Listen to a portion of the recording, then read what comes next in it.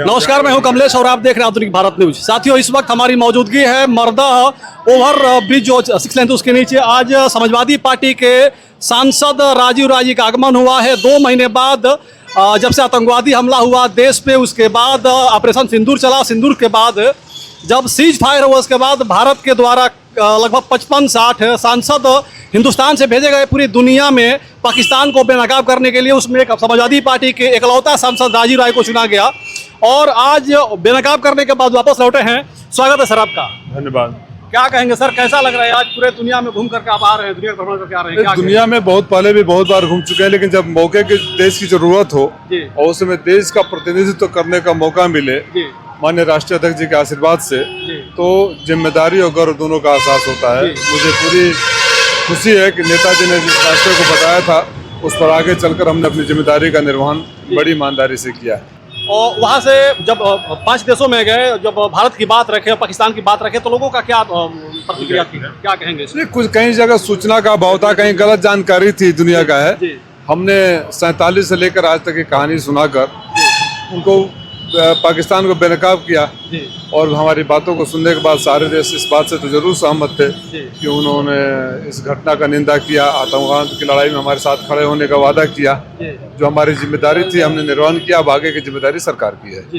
तो उन लोगों ने कहा कि हम आपके साथ खड़े रहेंगे, भारत के साथ खड़े होने के लिए उन्होंने वादा किया। निश्चित रूप से हम लोग जिस मकसद से गए थे उस मकसद में कामयाब रहे। भारत लौटने के बाद देखा गया कि प्रधानमंत्री से मिलकर के उनको कुछ पत्र सौंप रहे हैं। चूंकि मेरी प्रधानमंत्री से कभी मुलाकात नहीं थी, मुझे पता नहीं था कि कितना टाइम मिलेगा, तो बहुत सारी बातें थी जो राष्ट्रीय हित में पब्लिक में या मीडिया में बोलना जरूरी नहीं होता है।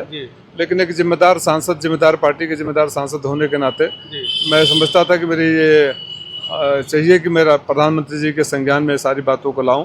तो मैं लिखित रूप से एक रिपोर्ट तैयार करके गया था,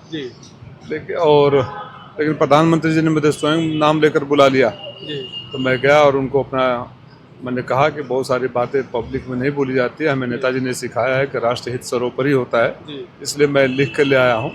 उन्होंने कहा बहुत अच्छा किया, ऐसे ही सबको करना चाहिए।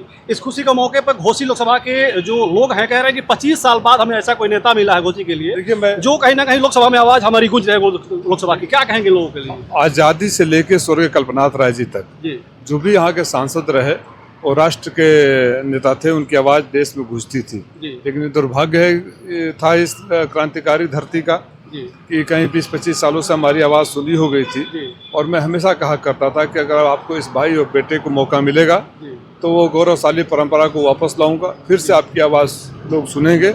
और मुझे खुशी इस बात की है कि जिस उम्मीद विश्वास के साथ मेरे मालिकों ने मुझे आशीर्वाद दिया था, मैं देश की पंचायत ही नहीं विदेश के मंचों पर भी, पिछले महीने में अप्रैल में ब्रिटिश पार्लियामेंट में था, तो इस बार सरकार ने कहीं और चुना। और पार्लियामेंट में भी अपनी तरफ से सबसे ज़्यादा बार बोलना, सबसे ज़्यादा सवाल करना और सबसे ज़्यादा डिबेट में पार्टिसिपेट करने का रिकॉर्ड, सबसे ज़्यादा अटेंडेंस का रिकॉर्ड भी आपके सांसद को है। ठीक है सर, बहुत बहुत धन्यवाद।